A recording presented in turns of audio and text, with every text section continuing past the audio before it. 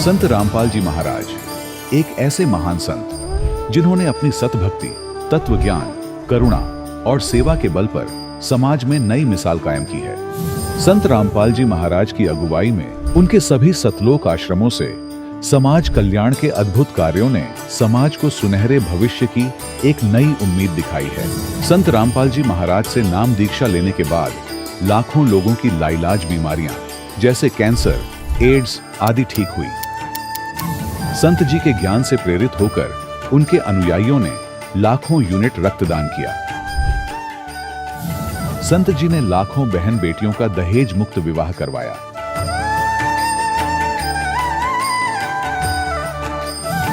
संत जी ने लाखों लोगों का नशा छुड़वाया, करोड़ों उजड़े परिवार बसे। संत जी के आश्रमों में समागम के दौरान निःशुल्क नेत्र चिकित्सा, दंत चिकित्सा प्रदान की जाती है। संत रामपाल जी महाराज द्वारा समय समय पर पर्यावरण संरक्षण के उद्देश्य से बड़े स्तर पर वृक्षारोपण किया जाता है। संत जी ने जरूरतमंदों को तत्काल राहत पहुंचाने के लिए एम्बुलेंस सेवा शुरू की। संत जी अपने अनुयायियों को देहदान के लिए प्रेरित करते हैं, जिससे मानवता की सेवा और चिकित्सा क्षेत्र में सुधार हो सके। संत रामपाल जी महाराज के सभी आश्रमों में हर रोज निःशुल्क भंडारा आयोजित किया जाता है, जहां हर वर्ग, हर जाति और हर धर्म के लोग एक साथ बैठकर भोजन करते हैं।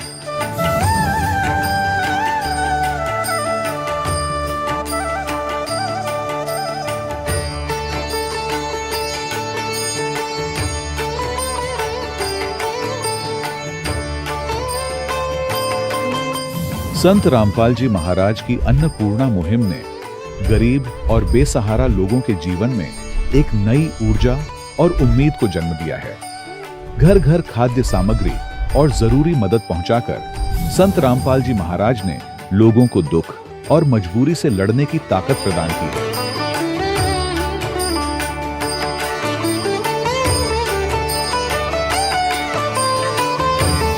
संत रामपाल जी महाराज द्वारा गरीब लोगों के लिए घर बनवाने का अद्भुत कार्य एक ऐसी मिसाल कायम कर रहा है जो सदियों सदियों संत जी की उदारता और दया भावना के तौर पर जाना जाएगा।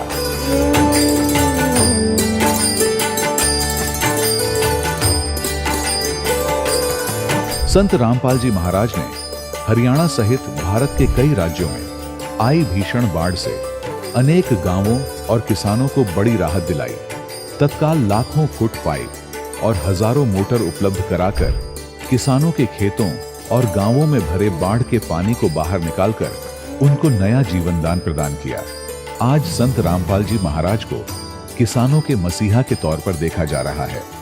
जगह जगह उनके लिए सम्मान समारोह आयोजित हो रहे हैं। संत रामपाल जी महाराज के आश्रम में हजारों बुजुर्गों को सम्मान और प्यार के साथ जीवन जीने का अवसर मिलता है। उनके खाने, रहने और स्वास्थ्य की पूरी जिम्मेदारी संत रामपाल जी महाराज उठाते हैं। अनाथ बच्चों के लिए संत रामपाल जी महाराज के सभी आश्रम किसी वरदान से कम नहीं। यहाँ उन्हें शिक्षा, संस्कार और भविष्य के लिए बेहतर अवसर प्रदान किए जाते हैं। चाहे बाढ़ हो, भूकंप या महामारी, संत रामपाल जी महाराज और उनके अनुयायी हमेशा ही जरूरतमंदों के लिए सबसे आगे खड़े रहते हैं। कोविड महामारी के दौरान संत रामपाल जी महाराज के आश्रमों से करोड़ों लोगों के लिए भोजन, दवाइयां और जीवन रक्षक सामग्रियां उपलब्ध कराई गई। चाहे गरीब की मदद हो या किसी शोषित और पीड़ित वर्ग के हक और सम्मान की लड़ाई, संत रामपाल जी महाराज ने हमेशा ही उनकी दबी आवाज को सरकारों तक पहुंचाया है और उन्हें उचित न्याय दिलवाने में अहम भूमिका अदा की है। समाज में आध्यात्मिक और सामाजिक मूल्यों के प्रति जागरूकता लाने में संत रामपाल जी महाराज हर कदम पर मानवता के सच्चे सेवक साबित हुए हैं।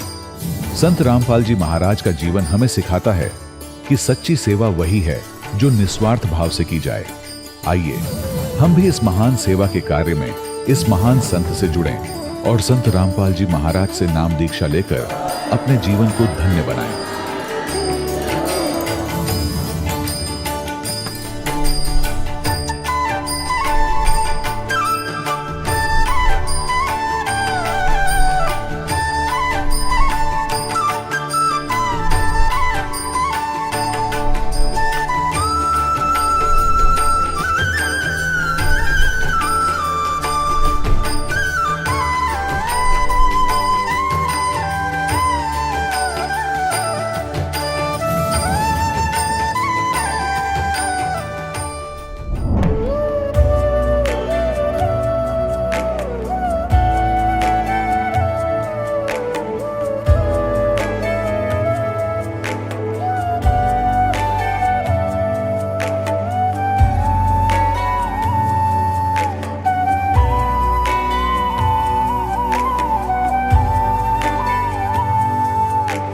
जब लग गुरु मिले न साचा, तब लग गुरु करो 10 पांचा।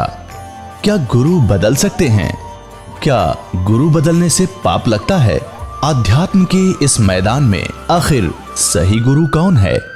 गीता जी में वर्णित तत्वदर्शी संत कौन है? इन सभी प्रश्नों के उत्तर जानने के लिए अवश्य सुनिए जगत गुरु तत्वदर्शी संत रामपाल जी महाराज के मंगल प्रवचन।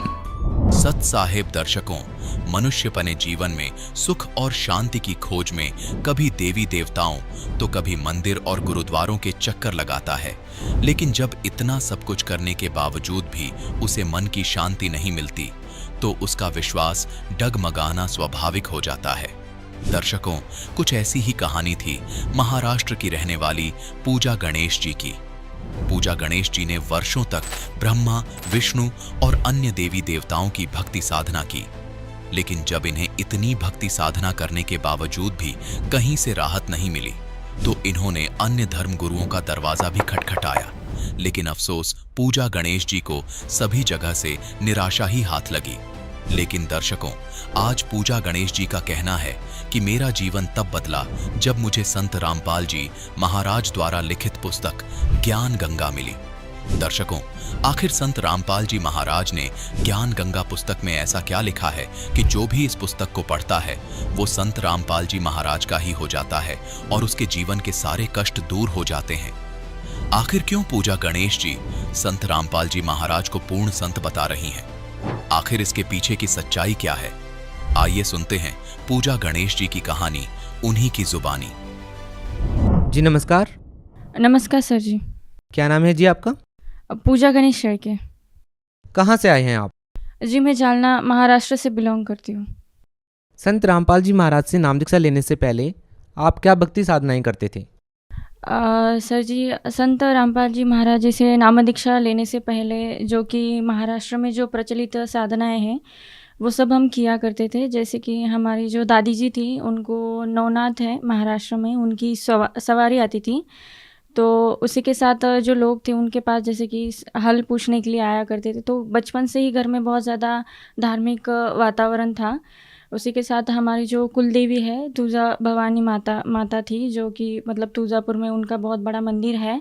तो वहाँ पे जाना, उनकी जो परडी रहती है वो जोगवा मांगना, तो वो मेरी मम्मी जी किया करती थी। तो घर घर जाके वो जोगवा मांगती थी, जो उनका दिन रहता है मंगलवार को। तो हम भी वही साधना किया करते थे। बाद में महाराष्ट्र में जब हम जालना में शिफ्ट हुए तो उसके बाद एक स्वामी समर्थ नाम से दिंडोरी प्रणीत केंद्र है नरिमान नगर में, तो हम वहाँ पे जाने लगे। हमारे जो पड़ोसी थे उन्होंने हमें उनके बारे में बताया था।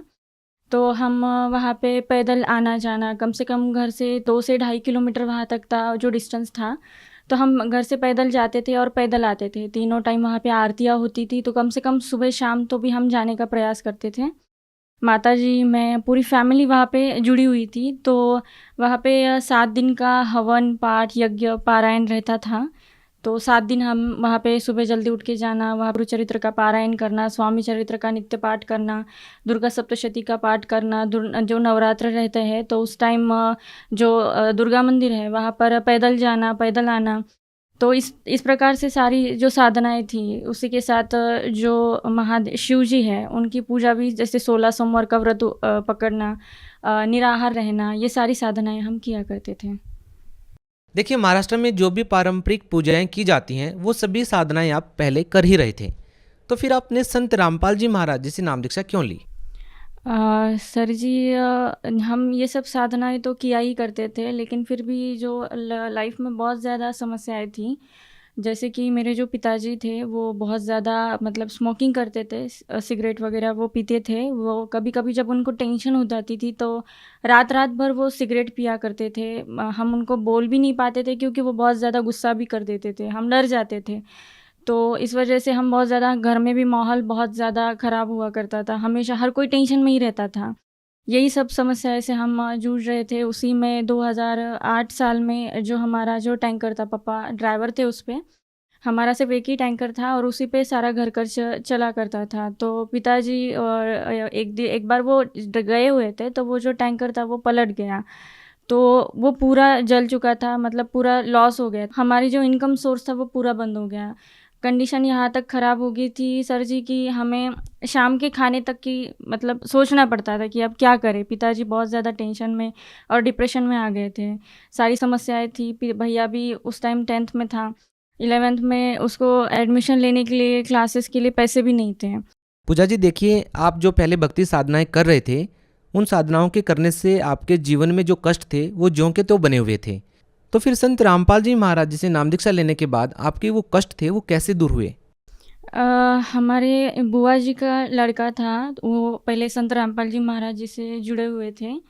तो उन्होंने मेरे भाई को बताया कि आप भी एक बार वहाँ चल के देखिए, आपने इतनी साधनाएं तो आपने कर ही ली है, तो कम से कम एक बार इसे भी ज़रूर देखिए क्या है क्या नहीं। तो हमें वो बार बार बोलते थे, लेकिन पहले हमने उन पे ध्यान नहीं दिया। लेकिन जब कंडीशन बहुत ज़्यादा वर्स्ट हो गई थी तो उसके बाद मेरा भाई वहाँ चला गया। तो वहाँ जाने के बाद जब भैया ने पूरा 3 दिन का सत्संग सुना, ज्ञान समझा, जब उन्होंने सत्संग सुना तो वो जो आध्यात्मिक ज्ञान संत रामपाल जी महाराज जी बता रहे थे उसको सुन के वो बहुत ज़्यादा शॉक्ड रह गए कि आज तक हमने इतने बार श्रीमद् भगवत गीता पढ़ी है, बहुत बार सारे ग्रंथ पढ़े हैं, लेकिन कभी कोई ये बताने वाला नहीं मिला कि ब्रह्मा विष्णु महेश जी इनका भी जन्म या मृत्यु होता है। वो भी हमारे ही धर्म ग्रंथ में लिखा हुआ था। गुरुजी प्रोजेक्टर पे खोल खोल के दिखा रहे थे कि यहाँ पे जैसे लिखा है कि ब्रह्मा विष्णु महेश खुद ये स्वीकार करते हैं कि हमारा आविर्भाव और तिरोभाव यानी कि जन्म यानी मृत्यु होता है। ये सब कुछ देख के भैया बहुत ज़्यादा शॉक्ड हो गया। फिर उसने संत रामपाल जी महाराज जी से नाम दीक्षा ली, घर आया, और घर आने के बाद उन्होंने जो चैनल पे टीवी पे गुरुजी का सत्संग आता था, तो उसने हमें भी ये सारी चीज़ें समझाने के लिए शुरुआत की। पहले तो हमें भी इतना कुछ मतलब ठीक नहीं लगा कि ये ऐसा क्या बता रहा है, लेकिन फिर भी जब टीवी पे हमने भी देखा संत रामपाल जी महाराज जी जो है वो टीवी पर जब सत्संग आ रहा था तो मैंने भी सुना। तो वो दिखा रहे थे प्रोजेक्टर पे कि गीता का जो 15वां अध्याय है जिसमें लिखा हुआ है एक श्लोक में कि ऊर्ध्व मूलम अधे शाखम अश्वतम प्राहु अव्यम छंदासी यस्य पर्णानि यतम वेद स वेदविद। ये जो श्लोक है ये हम जो स्वामी समर्थ के केंद्र में जाते थे तो वहाँ पे ये उसका जो पाठ है वो हमें हर रोज़ पढ़ाया करते थे, जिसे मराठी में उन्होंने ट्रांसलेट किया हुआ था। उसमें लिखा हुआ था कि खाली शाखा वरीमूळ नित्य अश्वस्थ बोलिला ज्याच्या पानांमध्ये वेद जानितो वेद जाणतो। हम हर रोज़ ये वहाँ पे पढ़ा करते थे, लेकिन सिर्फ पढ़ा करते थे, उसे कभी समझ नहीं पाए। लेकिन जब सत्संग में गुरुजी ने ये क्लियरली दिखा दिया कि क्या होता है ऊर्ध्व मूलम का मीनिंग क्या है, कि जैसे कि ऊपर को मूल वाला, तो वो मूल परमात्मा कौन है, वो कबीर साहब जी है, जिसे गुरुजी ने हर एक वेद में श्रीमद् भगवत गीता में दिखाया कि यहाँ पे लिखा हुआ है कि कबीर साहब जी पूर्ण परमात्मा है। तो जब मैंने वो देखा कि गुरुजी ने दिखाया कि जो संसार रूपी उल्टा लटका हुआ वृक्ष है उसकी जो शाखा है जो इसे हर एक भाग से जानता है वो तत्वदर्शी संत है, तब मुझे समझ में आया कि हम जो पढ़ते थे उसका वास्तविक जो मीनिंग है वो क्या है। तो ये समझने के बाद हमारी पूरी फैमिली सहित हम संत रामपाल जी महाराज जी की शरण में चले गए थे। आपके जीवन में और क्या क्या कष्ट थे जो संत रामपाल जी महाराज जी से नाम दीक्षा लेने के बाद दूर हो गए? पहली जो साधना करते करते जैसे कि 2008 साल में हमारा जो टैंकर था वो पलट गया था। उसमें 15 लाख का डीजल पेट्रोल का जो माल था वो पूरी तरह से जल गया था। वहाँ यहाँ तक कि उसका जो इंजन था वो भी जल चुका था। तो कंपनी हमारे ऊपर जो जुर्माना लगा रही थी उसको तो हमने कैसे मतलब ब्याज पे पैसे लेके कैसे भी करके उसको जैसे तैसे करके भर दिया। लेकिन कंडीशन इतनी ख़राब हो गई थी कि हमारे मतलब हम रेंट पे रह रहे थे, तो उसका रेंट भी हम पे नहीं कर पा रहे थे। हम 4 भाई बहन हैं, हर किसी का हमारा स्कूल का खर्चा वगैरह सब कुछ मतलब कुछ भी नहीं हो पा रहा था और कंडीशन बहुत ज़्यादा ख़राब हो गई थी। तो उस वक्त कंडीशन इतनी ख़राब थी, इस वजह से फिर जब भैया ने जब नाम दीक्षा ली संत रामपाल जी महाराज जी से, तो फिर हम भी वहाँ पर गए, उनसे नाम दीक्षा ली। और नाम दीक्षा लेने के बाद धीरे धीरे गुरुजी की दया से हमारी जो प्रॉब्लम्स है वो क्लियर होती गई। संत रामपाल जी महाराज जी की दया से हमारा जो बिज़नेस था पापा को प्रॉफिट होता गया और धीरे धीरे फिर जैसे कि उन्होंने पहले 1 टैंकर लिया, बाद में प्रॉफिट हुआ तो 2 लिए, ऐसे बढ़ते बढ़ते संत रामपाल जी महाराज जी की दया से ट्रांसपोर्ट हो गया। फिर हमारी जो फाइनेंशियल कंडीशन थी वो बहुत ज़्यादा ख़राब थी। हमारे जो घर मालिक थे वो हमें हमेशा परेशान करते थे, हमेशा झगड़े चला करते। वो कहते थे हमें कि आप खाली कर दो, और ना ही हम उसका जो रेंट था वो टाइम पे कर पाते थे, बहुत ज़्यादा दिक्कत थी। उसके बाद गुरुजी की दया से संत रामपाल जी महाराज जी की दया से उन्होंने एक प्लॉट ख़रीदा, धीरे धीरे उस पर घर भी हो गया। जहाँ हम सोचते थे कि हमारा सपना था कि कम से कम हमारी एक 2 रूम का छोटा सा घर भी हो जाए तो भी हमारे लिए बहुत था। पिताजी को पता था कि उनसे अभी नहीं हो पाएगा। अब हमारी एजुकेशन की फ़ी ही हम पे नहीं कर पाते थे, तो घर सिटी में घर होना ये बहुत बड़ी बात थी। लेकिन संत रामपाल जी महाराज जी की दया से हमें आज वो घर मिला जो हमने सपने में भी नहीं सोचा था। तो हमारा ट्रांसपोर्ट हो गया, संत रामपाल जी महाराज जी की दया से हमारी गाड़ी होगी। गुरुजी ने सारी हर तरीके से हमें हर एक चीज़ दे दी जिसे हमने सपने में भी नहीं सोचा था। धीरे धीरे मालिक की दया से सारी जो फाइनेंशियल कंडीशन की जो भी समस्या थी वो सारी हल होगी। फिर बाद में इससे भी बड़ा एक लाभ हुआ कि मेरा जो भाई था उसे एक लंग्स में एक होल हो गया था, जिसकी वजह से वो लंग्स के बाहर जो आउटर लेयर रहती है उसमें उसकी हवा जमा हो रही थी, उसे ब्रीदिंग में प्रॉब्लम आ रही थी। इस वजह से हम डॉक्टर के पास गए, उनसे कंसल्ट किया 2 दिन। तो डॉक्टर ने बोला कि आपको एक्सरे निकालना पड़ेगा। तो हमने एक्सरे निकाला, उसमें दिखा कि वो जो होल हो गया था उसके लंग्स में। तो डॉक्टर ने बोला इसे हमें ऑपरेशन करना पड़ेगा, और उसके बाद ये ऑपरेशन के बाद फिर से एक होल करके वहाँ पे प्लेट डाल के, बहुत मतलब कॉम्प्लिकेटेड सिचुएशन थी, बहुत ज़्यादा बड़ा ऑपरेशन था। हम डर गए थे क्योंकि भाई जो था वो बहुत ज़्यादा वीक था, वो पता नहीं वो सहन कर पाता या नहीं, हमें पता नहीं था, तो हम डर गए थे। तो संत रामपाल जी महाराज जी को हमने अरदास लगाई थी कि परमात्मा ऐसी ऐसी दिक्कत है। तो संत रामपाल जी महाराज जी ने बताया था कि आप ऑपरेशन करवा लो, परमात्मा दया करेंगे।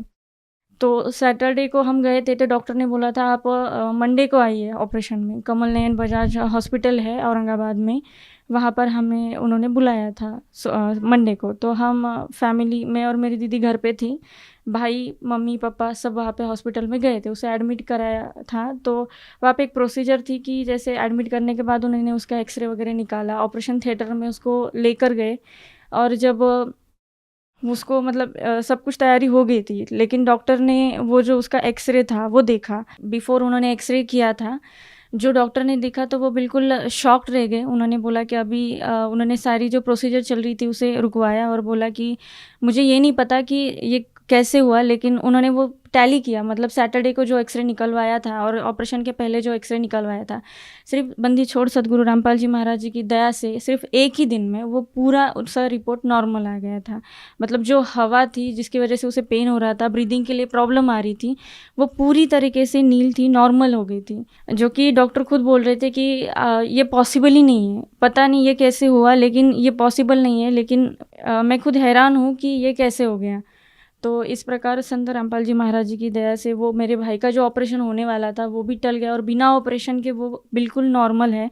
डॉक्टर ने उसे ये भी बताया था कि आप ज़्यादा वेट नहीं उठा पाओगे, आपको शायद लाइफ में कभी ज़्यादा वेट आप नहीं उठा पाओगे, ज़्यादा हेवी काम नहीं कर पाओगे।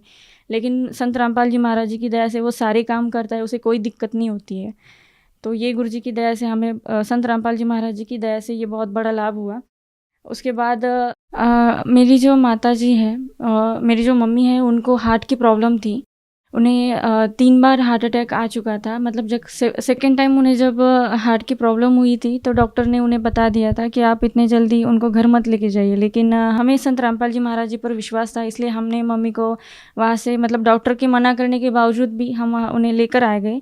गुरुजी की दया से उन्हें कुछ नहीं हुआ, मतलब वो नॉर्मल थी। तीसरी बार जब उन्हें हार्ट अटैक आया तो उस वक्त तो हमने संत रामपाल जी महाराज जी ने जो चरणामृत प्रसाद दिया है उसे देने के बाद उन्हें हार्ट की वजह से जो पेन हो रहा था, तो संत रामपाल जी महाराज जी की दया से चरणामृत और प्रसाद लेने के बाद वो ठीक हो गया। संत रामपाल जी महाराज जी की दया से आज मेरी मम्मी जी बिल्कुल ठीक है, उन्हें कोई प्रॉब्लम नहीं है और वो एक नॉर्मल लाइफ जी रही है। संत रामपाल जी महाराज से नाम दीक्षा लेने के बाद आपको बहुत सारे लाभ मिले हैं। हो सकता है शिक्षित जो वर्ग है वो इस बात पर कम विश्वास करें, तो आप उन लोगों को कैसे ये विश्वास दिलाएंगे कि एक संत की सद्भक्ति करने से, एक संत के द्वारा दिए गए मंत्रों का जाप करने से वो सभी लाभ आपको मिल सकते हैं जो आप आध्यात्मिक मार्ग में प्राप्त करना चाहते हैं।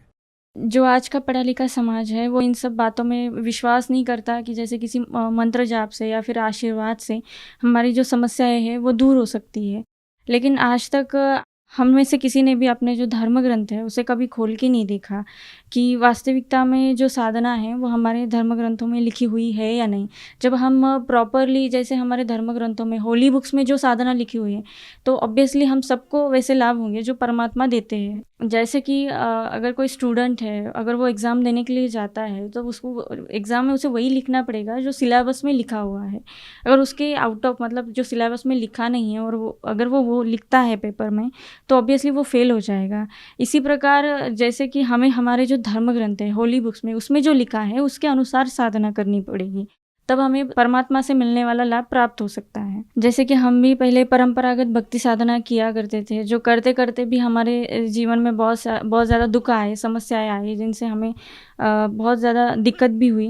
लेकिन संत रामपाल जी महाराज जी की शरण में आने के बाद जब हमने देखा कि जो शास्त्रानुकूल साधना है, वो करने के बाद हमारे जो लाइफ से सारी जो समस्याएँ, वो धीरे-धीरे करते-करते, एक-एक करते सारी ख़त्म होने लगी। तो मैं उन लोगों को ये कहना चाहती हूँ कि जो लोग ये विश्वास नहीं करते कि भक्ति साधना से या फिर मंत्र जाप से सारे प्रॉब्लम्स ठीक हो जाते हैं, तो आप एक बार अपने जो होली बुक्स है उसे चेक कीजिए और उससे मिलाइए। जब आप खुद मिलाएंगे तो आपको पता चल जाएगा कि शास्त्रानुकूल साधना करने से अपने आप हमें परमात्मा से जो लाभ मिलते हैं वो सारे मिल सकते हैं, जैसे कि हमें मिले हैं। हमारी भी सारी दिक्कतें दूर होगी, तो आपको भी 100% वो जो लाभ है वो ज़रूर होंगे। पूजा जी देखिए, आप एक शिक्षित महिला हैं और आपने काफ़ी सोच समझ के संत रामपाल जी महाराज जी से नाम दीक्षा ली है। आप भगत समाज को क्या संदेश देना चाहेंगे? आज का जो युवा समाज है वो जैसे कि नशे की लत में पड़ जाना या फिर बुरी संगत में पड़ गया है, जो सिर्फ लाइफ में एंजॉयमेंट करना ही सब कुछ मानते हैं, उनको मैं ये कहना चाहूँगी कि सत भक्ति से हर कोई अपने लाइफ में स्ट्रगल करता है, अपनी लाइफ को सेटल करना चाहता है, लेकिन हम वो इतना स्ट्रगल करने के बाद भी वो सब कुछ चीज़ें नहीं हो पाती।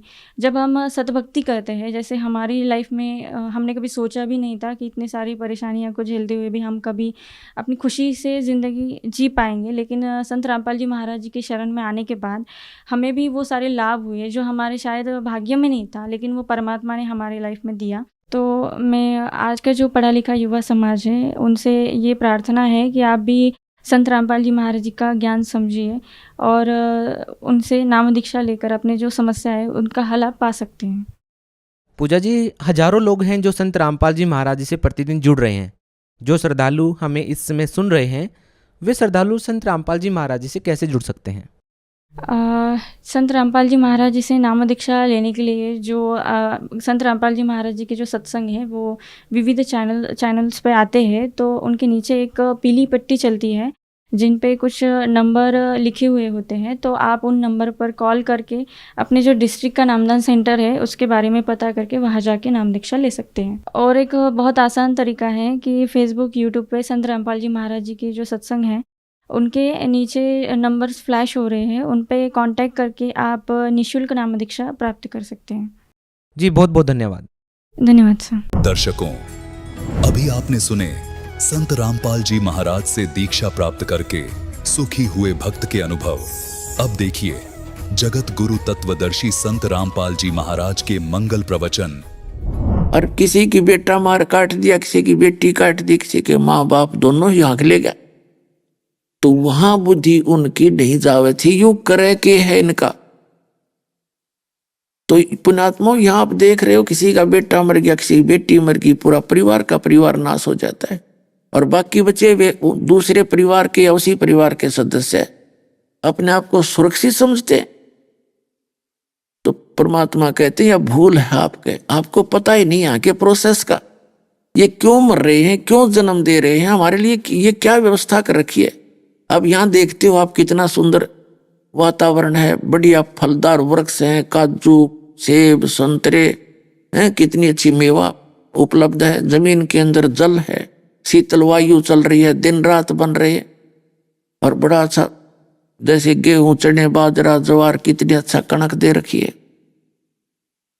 इन सुविधाओं को हम देखते हैं तो ऐसा लगता है भगवान बड़ा बढ़िया, बड़ा अच्छा भगवान, देख हमारी कितनी ध्यान रखता है। और उस समय हम भूल जाते हैं किसी का परिवार नाश हो गया, किसी की मां मर गई, किसी का बेटा मर गया, और किसी का परिवार का पूरा नाश हो गया, तो उस समय समझ में ना आती यू हो क्या रहा है, हम क्यों जन्म रहे हैं, किस लिए पैदा हो रहे हैं। पीछे एक भूकंप आया था सन 2026 जनवरी 2000 को गुजरात के अंदर, और जिन मकानों महलों को बनाते बनाते 3-3 पीढ़ी बीत गई थी उनकी, उन्हीं कोठियों के नीचे दबका मर गए सारे के सारे, परिवार का परिवार नाश हो गया। और उसी उद्देश्य को लेकर जो जी रहा है उसका क्या हालत होगी फिर। तो यहां परमात्मा ने आके ज्ञान कराया है कि जिस लोक में तुम रह रहे हो यो काल कसाई का लोक है, और इसमें ये दुख आपको सदा बना रहेगा। इससे बचने का एक विकल्प भगवान ने बताया है कि मेरी शरण में आओ और ये सत साधना करो, फिर आपके परिवार पर काल का कोई प्रेशर नहीं रहेगा, आपको अननेचुरल डेथ नहीं कर सकता, आपकी बेमौत आपको नहीं मार सकता। भगवान के पास पावर है, उस कबीर भगवान के पास, कि आपकी आयु भी बढ़ा देगा और काल से आपकी रक्षा भी करेगा। परमात्मा कहते हैं जब तक हंसा हमरी आना और काल लगे नी तेरा बाण। परमात्मा ने कहा कि जब तक मेरी शरण में आके और मेरी मर्यादा के अंदर ये भक्त रहेगा, इस काल का अटैक नहीं हो सकता आपके ऊपर।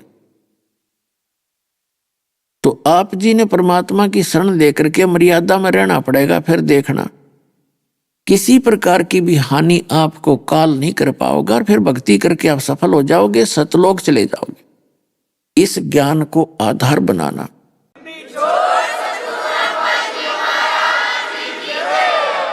पुण्यात्मा, भक्ति तो आपको श्रेष्ठ मिलेगी, और इस भक्ति से जो दास आपको कीमत बता रहा वो आपकी डिपॉजिट होगी ही होगी। लेकिन विवेक बिना भी बात बिगड़ जाएगी। विवेक ये बनाना पड़ेगा कि यदि हम फिर से फिसल गए और मुक्त हुए नहीं तो वो कराया सारा बिगड़ जाएगा। भक्ति तो आपकी बनी रहेगी, आपके पास जो धन आपने सारे जीवन में कमा लिया भक्ति करके, धर्म पुण्य करके, वो तो आपका साथ रहेगा, वो नष्ट नहीं होगा। लेकिन आपका मोक्ष रह जाएगा, और मोक्ष रह गया फिर क्या करोगे उस भक्ति धन का? फिर आपकी ऐसी दुर्गति करेगा युग काल, जरा सा भी पैर फिसल गया।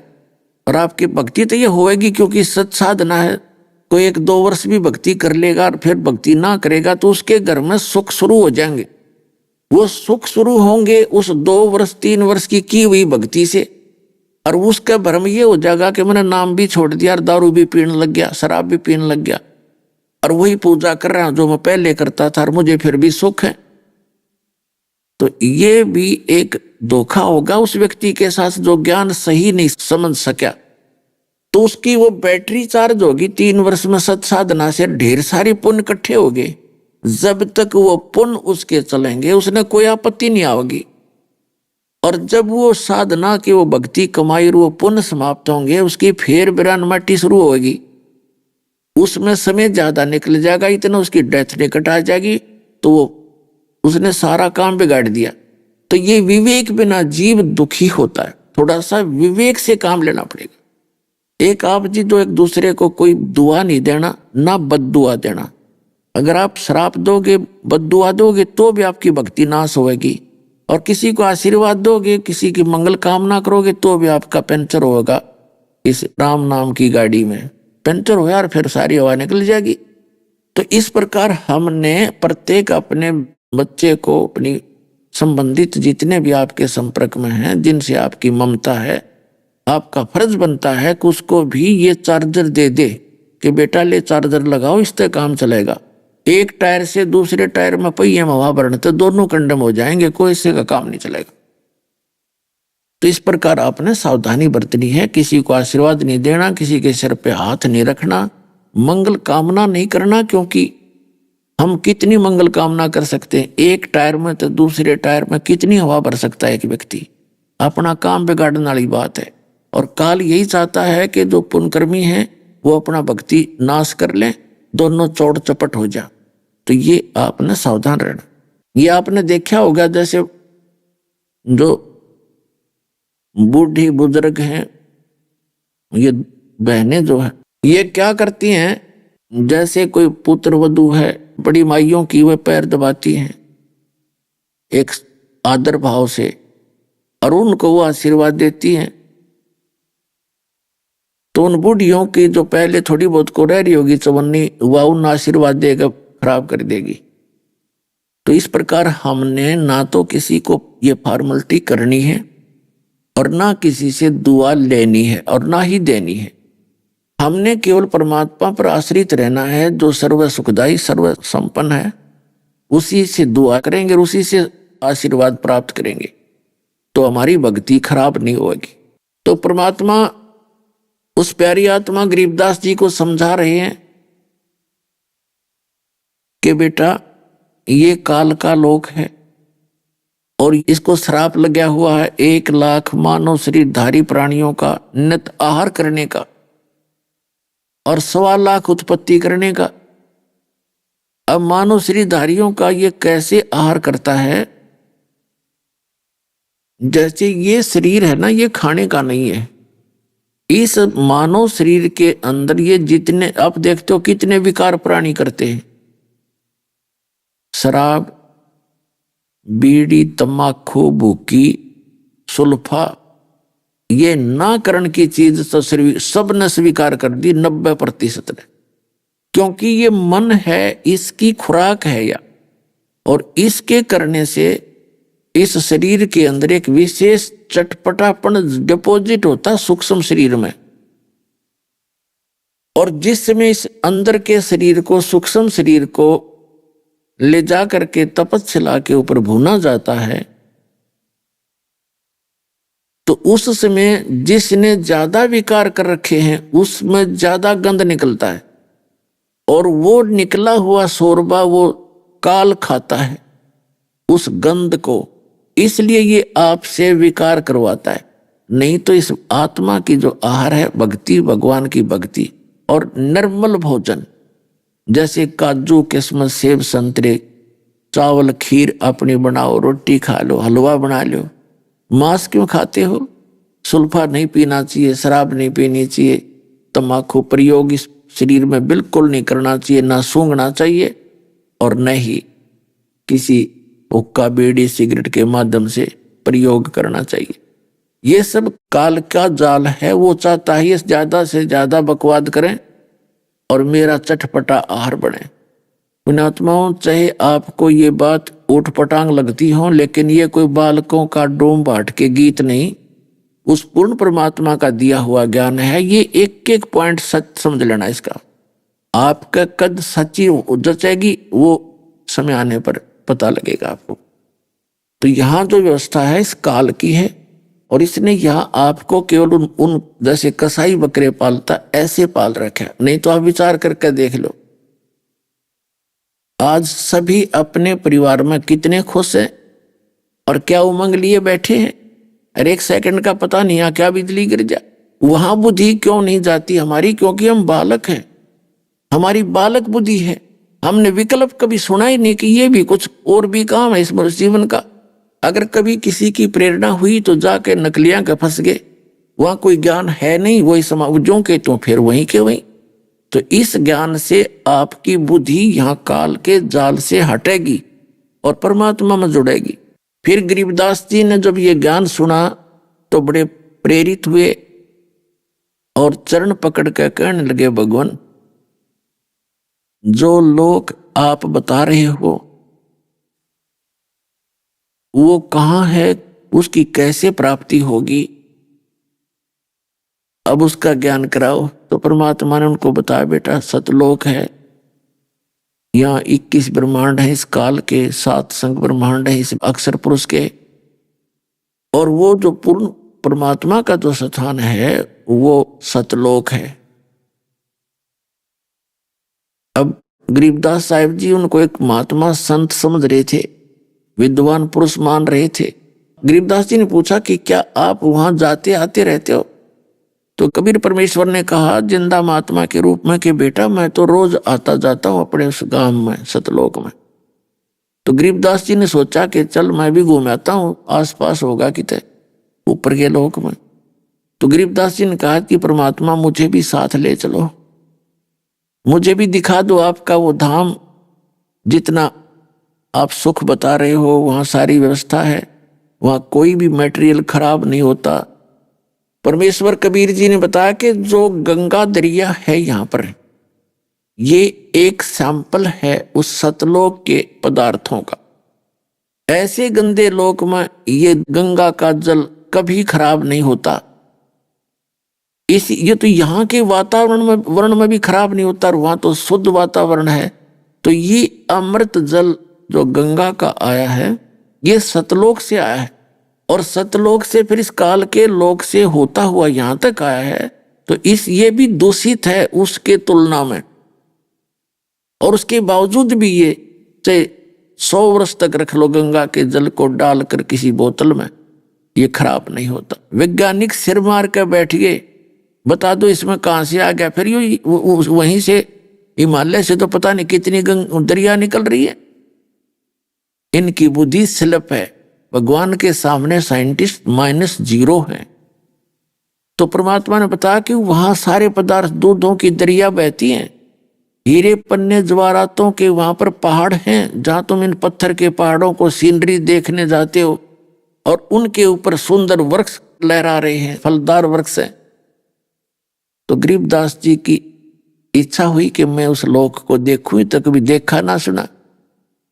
तब गरीबदास जी को परमात्मा सतलोक लेकर गए।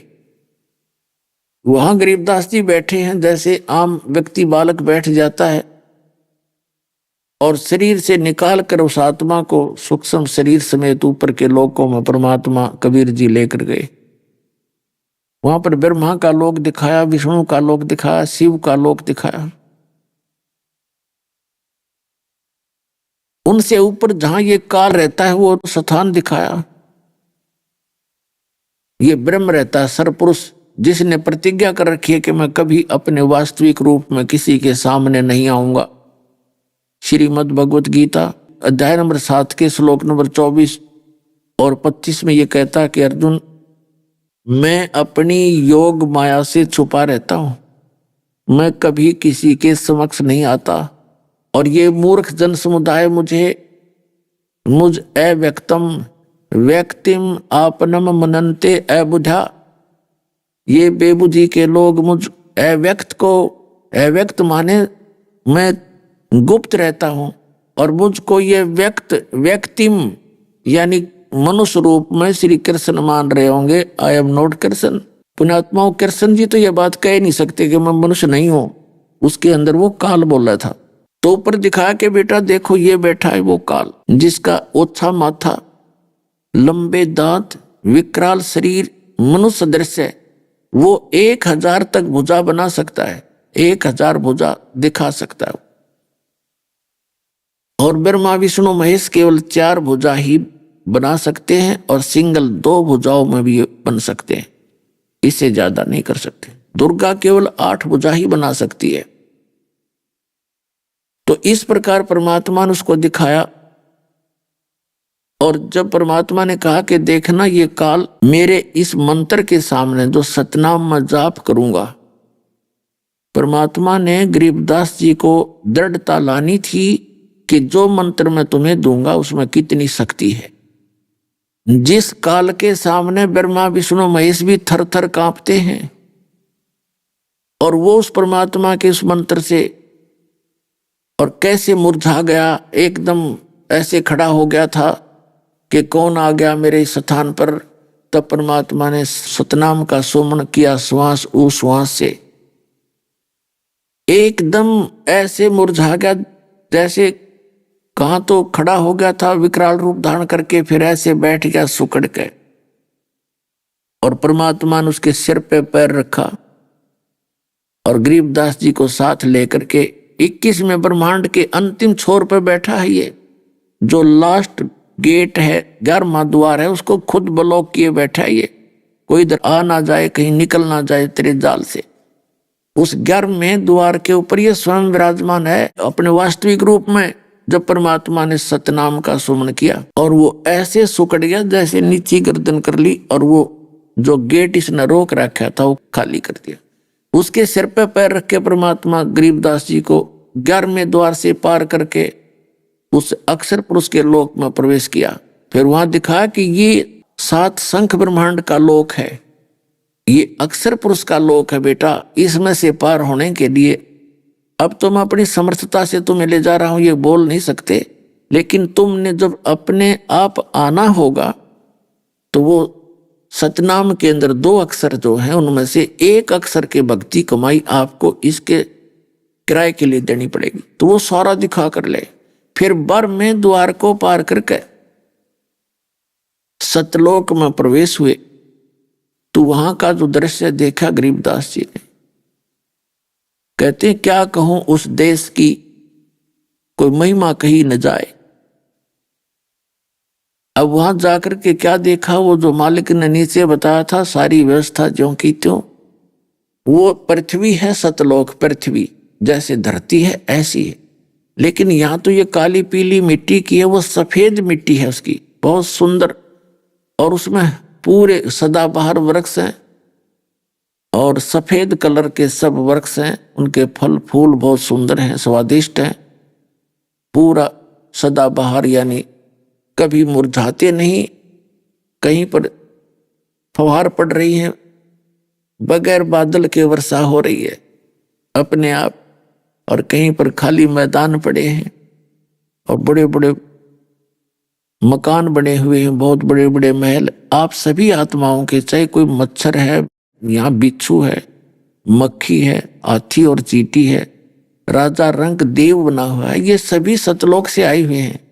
और वहां प्रत्येक प्राणी का बहुत बड़े बड़े सुंदर महल, आगे बगीचे, बहुत सुंदर लान बने हुए, उनमें फुहारे छूट रहे। जैसे पुण्यात्माओं, एक प्राणी को, एक मनुष्य को जरा सा कोई अपनी रोजी रोटी से उभर कर धन ज्यादा हो जाता है तो उसकी नीति रहती है कि बढ़िया कोठी हो, आगे बहुत सुंदर एक लान हो, यानी सुंदर स्थान हो, घास लगा हो, उसमें फुलवाड़ी लगी हो और वहां पर टहलूं, फिर फुहारे लगे हो। तो सबकी नीयत है ना, पार बसा हुआ दूसरी बात है, नहीं दाव लगे तो अपनी झोपड़ी में भी टाइम पास करना ही पड़ेगा, वो तो एक व्यवस्था है। तो ये हमारी इच्छा कहाँ थी कि ज्यादा बड़ा मकान हो, सुंदर उसके आगे व्यवस्था हो।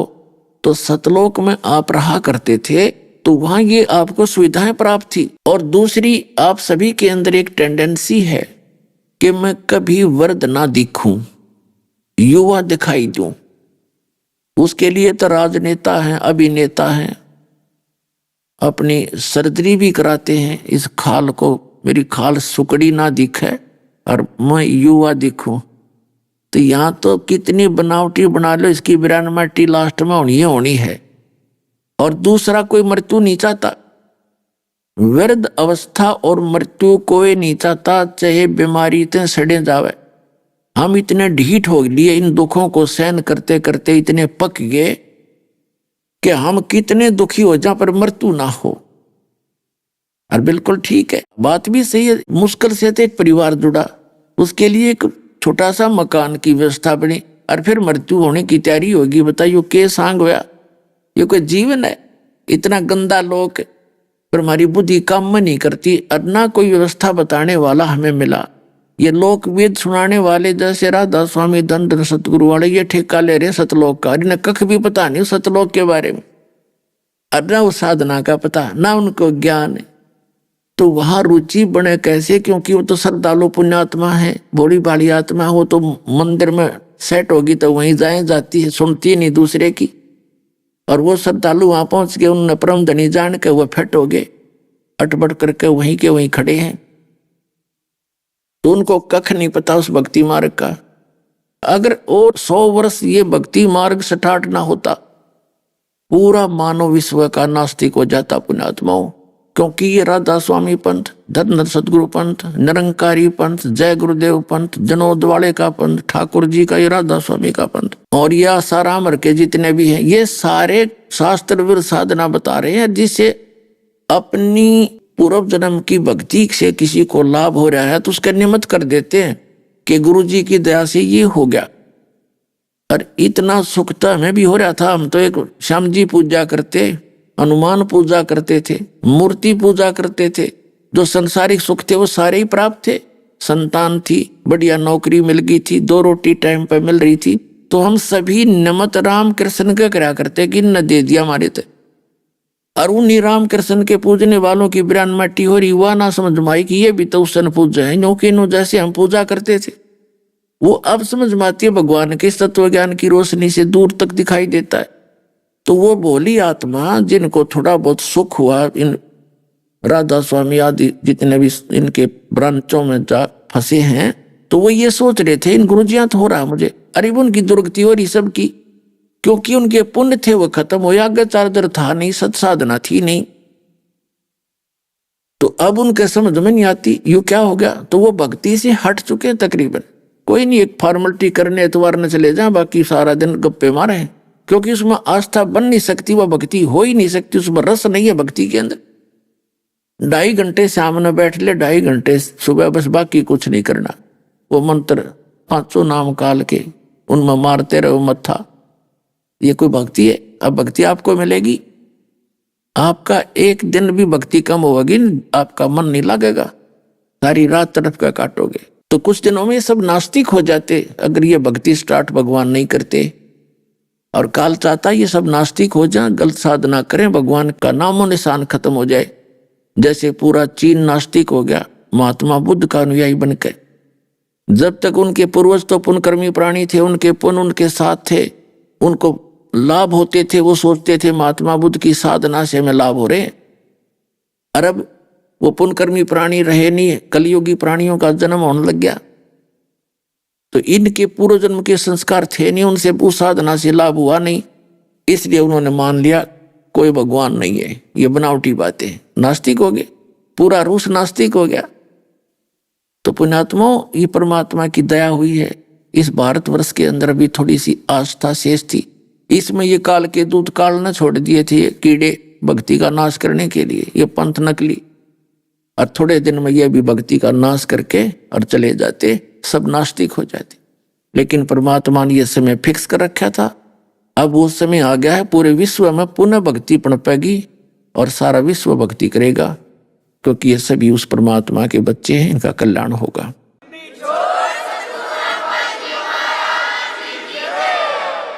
अब प्रसंग चल रहा है कि वहां बार में द्वार में पार करके सतलोक में जब पहुंचे तो पुण्यात्मा वहां सभी के मकान खाली पड़े हैं। गरीबदास जी को बताया कि बेटा देख कितने अच्छे अच्छे बंगले हैं तुम्हारे, और ये सब गलती से चले गए उस गंदे लोक में। इस पृथ्वी पर कोई जीव सुखी नहीं, स्वर्ग महास्वर्ग के लोग भी यहाँ महादुखी हैं, क्योंकि आपने वो देखे नहीं है। और कबीर साहब कहते हैं 3 लोक 21 ब्रह्मांड में आग लगी है, कृत्रिमबाजी सभी ठगी है। तो ऊपर जब परमात्मा जिंदा महात्मा के रूप में ऊपर पहुंचे, जहां भगवान विराजमान है सतपुरुष, एक बहुत बड़े गुम्बज के अंदर, बहुत बड़े एक मंदिर नुमा स्थान है जिसको गुम्बज बोलते हैं,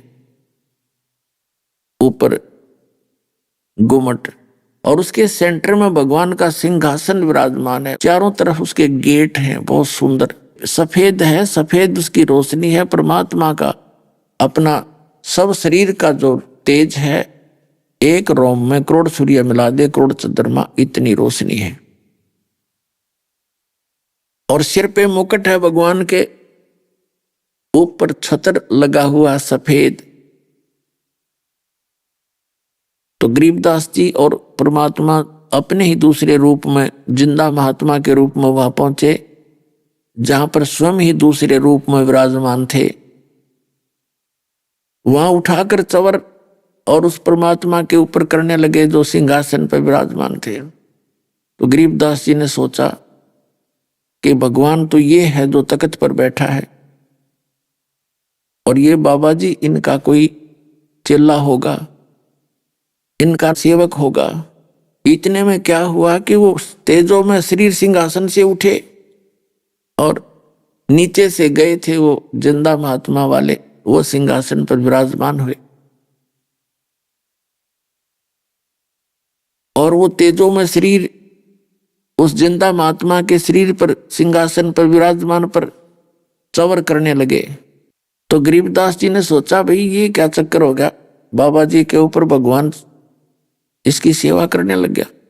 इतने में वो तेजो में शरीर और उस जिंदा वाले शरीर में प्रवेश हो गया, और उनका तेज उतना ही हो गया जितना उस तेजो में शरीर का था। और स्वरूप वही बैठे उसी वेशभूषा में। तो गरीबदास जी ने सोचा कि बाबा जी यो हो, ये तो भगवान खुद ही थे, नीचे से आए हैं। तब परमात्मा ने कहा कि गरीबदास मैं 120 वर्ष तक बनारस में जुल्हे की भूमिका करके आ गया और मेरी उन लोगों ने मेरी बातों को सुना नहीं, क्योंकि वो सभी अशिक्षित थे और उनके धर्मगुरु हिंदू और मुसलमानों के वो चतुर व्यक्ति हैं, वो स्वयं भी अपने सदग्रंथों से परिचित नहीं है बच्चा। और फिर एक समय आएगा कलयुग के अंदर, मेरा काल से एग्रीमेंट हो चुका है, जब कलयुग 5500 वर्ष बीत जाएगा उसके बाद हम पूरे विश्व को, अपने बच्चों को ये सत भक्ति बताएंगे। तब तक आप यहाँ आंखों देखा सारा विवरण वहां बता देना सबको। अभी आपने सुने संत रामपाल जी महाराज के मंगल प्रवचन। आइए अब सुनते हैं संत रामपाल जी महाराज से नाम दीक्षा लेकर सत भक्ति करके अद्भुत लाभ प्राप्त करने वाले अनुयायी के विचार। इंसान जीवन भर सुख शांति के लिए भटकता है, पर जब उसे सही मार्गदर्शन नहीं मिलता तो वह अपने जीवन को व्यर्थ समझने लगता है। दर्शकों, ऐसी ही कहानी है बागेश्वर उत्तराखंड के रहने वाले अरविंद कुमार आर्या जी की। अरविंद जी पहले हिंदू धर्म में प्रचलित सभी प्रकार की भक्ति साधनाएं किया करते थे, लेकिन इसके बावजूद भी इन्हें ना तो शारीरिक सुख मिल पा रहा था और ना ही मानसिक शांति। लेकिन दर्शकों, आज अरविंद जी का कहना है कि जब से मैंने संत रामपाल जी महाराज से नाम दीक्षा ली है और वर्तमान में चल रही शास्त्र विरुद्ध भक्ति साधनाओं को त्याग दिया है तथा संत रामपाल जी महाराज द्वारा बताई गई शास्त्रों के अनुकूल भक्ति साधना को अपनाया है, तब से मेरी जिंदगी की रूपरेखा पूर्णतः बदल गई है। दर्शकों, आखिर आज अरविंद जी हिंदू धर्म में प्रचलित सभी साधनाओं को शास्त्रों के विरुद्ध क्यों बता रहे हैं? आखिर इसके पीछे की सच्चाई क्या है? आइए सुनते हैं अरविंद जी की कहानी उन्हीं की जुबानी। नमस्कार सर। नमस्कार सर। सर क्या नाम है आपका? सर मेरा नाम अरविंद कुमार आर्या है। अरविंद जी आप कहाँ से हैं? मैं उत्तराखंड बागेश्वर से हूँ। अरविंद जी आपने संत रामपाल जी महाराज से नाम दीक्षा कब ली? संत रामपाल जी महाराज जी से नाम दीक्षा 11 फरवरी 2018 में ली। अरविंद जी अपनी भक्ति साधनाओं के बारे में बताएं, आपने क्या क्या भक्ति साधनाएं की हैं? सर मैं जैसे हमारे घर वाले सब करते देवी देवता की वैसे ही करते थे। उसके अलावा एक गुरु भी बना रखा था हमने। गुरु का दीपक भाई थे निरुमा, ये गुजरात के थे। उनसे नाम लेने के बाद मैं 2-3 साल उनकी भक्ति भी की। हमारी मम्मी ने भी की, हमारी माता जी भी जुड़ी थी। तो माता जी जुड़ने के बाद उनको कैंसर हो गया था। कैंसर होने के बाद 3 दिन बाद उनके मृत्यु को प्राप्त हो गई थी। तो उनसे जुड़ने के बाद मेरे को एक बहुत ही भयंकर बीमारी लग गई थी सर। बीमारी ऐसी लग गई थी कि मिर्गी के दौरे पड़ते थे बहुत भयंकर। अगर वो वहाँ दिल्ली था, मैं गुड़गांव में था, मैं जॉब करता था, वहाँ से नौकरी छूट गई थी। उन्होंने बोला पहले अपना इलाज कराओ उसके बाद यहाँ आना। एक दिन पूजा करते करते फ़ोटो लगाई थी भगवान की, खूब काफ़ी फ़ोटो लगाने के बाद मैं जोत बाती करने के बाद ऐसे ही अपना अगरबत्ती धूप बत्ती जला रहा था, गिर गया। तो कम से कम आधे 1 घंटे बाद होश में आया। होश में आने के बाद मैंने कहा चलिए कोई बात नहीं, कोई ऐसी गलती होगी जो ऐसा तबीयत ख़राब होगी। फिर वहाँ से नौकरी छोड़ के मैं अपने यहीं आ गया था, बागेश्वर आ गया था। बागेश्वर आने के बाद ऐसे ही अपना मजदूरी करते थे। मजदूरी करने के बाद अपने जैसे भी है अपना गुजारा करते थे। संत रामपाल जी महाराज जी के एक शिष्य मिले, तो उनके पास पुस्तक थी ज्ञान गंगा। उनने मेरे को पुस्तक दी। पुस्तक देने के बाद कह रहे मोक्ष की ऐसे प्राप्ति होती है, ऐसे प्राप्ति होती है। उनके काफ़ी मेरी बहस हुई, ने कहा मोक्ष की ऐसी प्राप्ति होती है। अपने कहा नहीं, मोक्ष के बारे में मैंने गुरु भी बना रखा है। हम वहाँ आश्रम में भी जाते तो हमारे वहाँ चाय के 5 रुपये लिए जाते थे। एक चाय पीते तो 5 रुपये लगते थे, और भंडारा करते तो 25 रुपये खाने के लेते थे। और उसके अलावा वहाँ जितने दिन रहेंगे उसके और मतलब खाने पीने के सारे पैसे लेते थे सर। लेकिन उससे कोई लाभ नहीं हुआ, मेरे को काफ़ी बीमारी रहा। तो पुस्तक में जो ज्ञान गंगा था उसमें सब लिखा हुआ था, गुरुजी ने बता रखा था। संत रामपाल जी महाराज जी ने बताया था कि आप ऐसे ऐसे भक्ति करो, ऐसे आपको फ़ायदा होगा, ऐसा फ़ायदा होगा। तो भगत से भाई काफ़ी बहस हुई। बहस होने का उन्होंने कहा कि आप मेरे साथ चलो, एक बार आप गुरुजी से नाम दीक्षा ले लो संत रामपाल जी महाराज जी से, आपकी बीमारी सही हो जाएगी। हमारे घर वाले कहने लगे तुम किसकी भक्ति कर रहे हो, क्या कर रहे हो। ये घर वाले बहुत जोर में आए। जोर में आने के बाद फिर एक जो हमारे यहाँ जागर होता है, भूत को भगाने वाला, एक भूत भगाने वाला भी आया। उसने कहा तुम्हारी दिल्ली की चुड़ैल लग रखी है, ये आप इसको एक मुर्गा खिलाओ, मुर्गा चढ़ाओ, तब जाके सही होगी करके। तो घर वालों ने ठीक है मुर्गा भी चढ़ाया हमने। गुरु जी संत रामपाल जी महाराज जी से नाम दीक्षा लेने से पहले मुर्गा एक को दिया। मुर्गा भी चढ़ाया, उसके बाद हमने सही हो जाएगा, उससे भी सही नहीं हुआ। मैं दवाई खाता था सर जी 2 टाइम की, सुबह शाम। वो दवाई खाऊंगा तो मैं चल पाता था, नहीं तो मेरे को मिर्गी के दौरे पड़ते थे। आप ये देखिए मेरे दांत टूटा हो गए, ये दांत टूट रखा है और यहाँ पे टाँके लगे थे 3-4 के, दिख रहे होंगे सर जी आपको। ये संत रामपाल जी महाराज जी का शिष्य मिला था, तो वो ले गया था, मैं नाम दीक्षा केंद्र से नाम दीक्षा ली। मैंने घरवाली से कहा 8 दिन हो गए तुम लोग, मैं जब घर से बाहर निकलता था दवाई मेरे को देते थे, दवाई खाओ फिर जाओ, हैं अब 8 दिन हो गए तुम लोग ने एक बार भी मेरे को दवाई दी है। तो घरवाली भी थोड़ी देर सोच में पड़ गई कि हाँ 8 दिन हो गए इसको आज तक दवाई नहीं खाई, नहीं तो 1 दिन 2 दिन अगर दवाई ना खाए इसको दौरे पड़ जाते थे, कहीं काम में भी नहीं जाता था। घर की स्थिति इतनी ख़राब थी, घर की टीन थी, टीन वाला छत हमारा था, सड़ गए एकदम, टीन गल गई थी, दीवार भी गिरने वाली हो रही थी। उसके बाद गुरु जी की दया से आज परमात्मा की ऐसी दया हुई, संत रामपाल जी महाराज जी के बढ़िया सीमेंटेड 2 कमरे हैं। और उसके अलावा एक फ़ायदा और बताना चाहता हूँ, गुरु जी से जुड़ने से पहले 2 लड़की हुई थी। एक लड़की हुई वो 6 महीने में मृत्यु को प्राप्त हो गई, दूसरी लड़की वो 1 महीने में मृत्यु को प्राप्त हो गई। फिर हमने कोई बात नहीं, परमात्मा की शरण से जुड़ने के बाद मेरी तीसरी लड़की हुई, परमात्मा की दया से। उसकी इतनी हड्डी बाहर थी पीछे की सर की, उसको हम सुलाते थे तो ऐसे सुलाते थे, ऐसे नहीं सुलाते थे हमने। तो किसी ने बताया इसको पीलिया हो गया है, पीलिया झाड़ने जाना पड़ेगा। तो हमने कहा हम झाड़ाते, हमारे गुरुजी ने मना कर रखा है झाड़ फूँक करने के लिए। तो हमने कोई बात नहीं, गुरुजी से हम संत रामपाल जी महाराज जी से दंडवत प्रणाम करके डेली प्रार्थना करता था, गुरुजी आप ही हो जो हो, आपने इतनी बड़ी भयंकर बीमारी सही की, आप ही सब सही करोगे।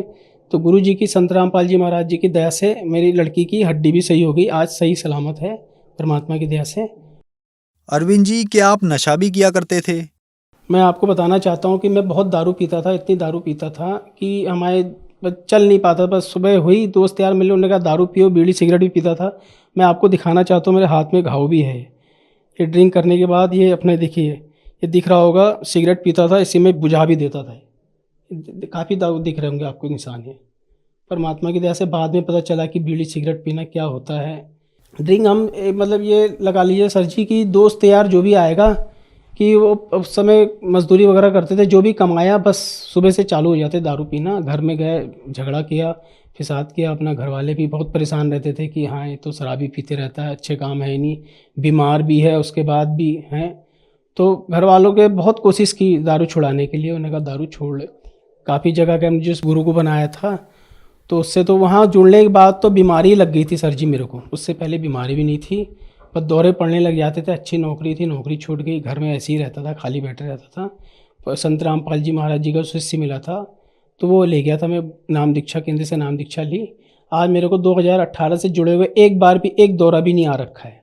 परमात्मा की दया से दवाई छूट गई, दारू छूट गई, जो नशा था सब दूर हो गया। अरविंद जी, आप बहुत ज्यादा नशा करते थे। नशा छोड़ने के लिए आपने बहुत ज्यादा प्रयत्न किए, लेकिन आपका नशा संत रामपाल जी महाराज जी की शरण में आने के बाद छूटा। आज जो दर्शक आपको टीवी पर देख रहे हैं, अगर वो भी परेशान है, नशा छोड़ना चाहते हैं, आप उनके लिए क्या कहना चाहेंगे? सर मैं तो प्रार्थना कर सकता हूँ बस कि आप जो हैं, संत रामपाल जी महाराज जी का सत्संग आता है टीवी पे, उसमें आप सत्संग देखिए। गुरुजी आपको सद्भक्ति बताएंगे। आदमी भक्ति करता है किस लिए कि उसका नशा छूटे, उसके दुख तकलीफ दूर होए हैं। उसके बाद भी अब भक्ति कर रहा है, दुख भी दूर, शराब भी पी रहा है, दुख भी है, तकलीफ भी है, सोच रहा भगवान सब सुख दे रहा है। लेकिन आप एक बार सदगुरु रामपाल जी महाराज जी का सत्संग आता है टीवी पे, उस पर आप सत्संग देखिए। और पुस्तकें हैं उनकी, जीने की राह, ज्ञान गंगा, गीता तेरा ज्ञान अमृत, पुस्तक मंगाइए, ऑनलाइन भी आ जाती है। उसके अलावा आप ये टीवी में सत्संग आता है गुरु जी का, उसमें फट्टी चलती है, उसमें नंबर लिखा होता है, फ़ोन नंबर, नामदान केंद्र के पता करके नाम दीक्षा ले सकते हैं। धन्यवाद सर। सत साहिब।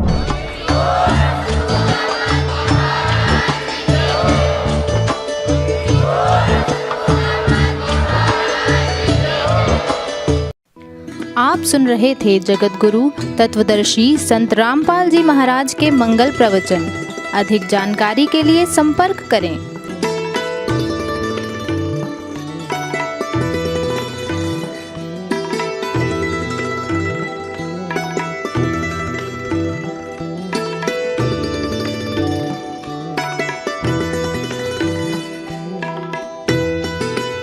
जगत गुरु तत्व तत्वदर्शी संत रामपाल जी महाराज जी के पावन सानिध्य में भक्ति की अलख जगाने तथा श्रद्धालुओं को सत्य भक्ति मार्ग का रास्ता दिखाने हेतु कनाडा के लोकप्रिय चैनल द TVNRI चैनल पर जगत गुरु तत्वदर्शी संत रामपाल जी महाराज जी के मंगल प्रवचनों का प्रसारण प्रतिदिन सुबह 7:30 बजे से 8:30 बजे तक तथा रात्रि 7:30 बजे से 8:30 बजे तक किया जा रहा है। इस सत्य भक्ति मार्ग को अपनाने के लिए अधिक से अधिक सत्संग प्रसारण देखें। इस सत्संग प्रवचन का सीधा प्रसारण संत रामपाल जी महाराज लाइव सत्संग YouTube चैनल और जगत गुरु संत रामपाल जी महाराज Facebook पेज पर भी देख सकते हैं।